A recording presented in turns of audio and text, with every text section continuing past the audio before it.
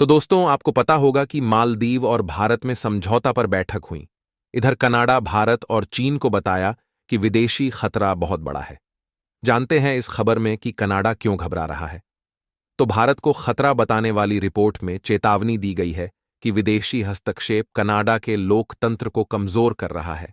ताजा report briefing to minister of democratic institutions on foreign interference में चीन को अब तक का सबसे महत्वपूर्ण खतरा बताया। कनाडा ने एक बार फिर भारत पर गंभीर आरोप लगाए हैं।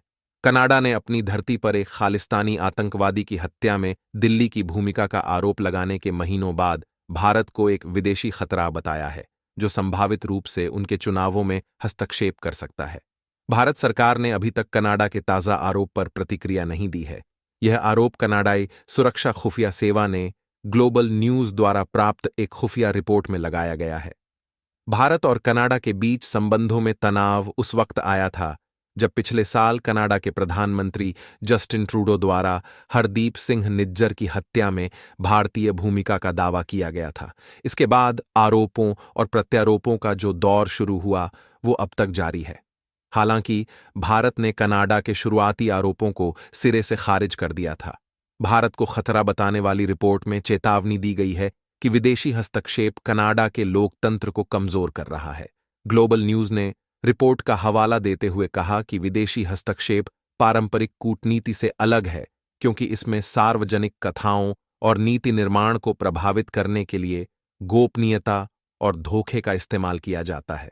यह पहली बार है जब कनाडा ने भारत पर चुनाव में हस्तक्षेप का आरोप लगाया है।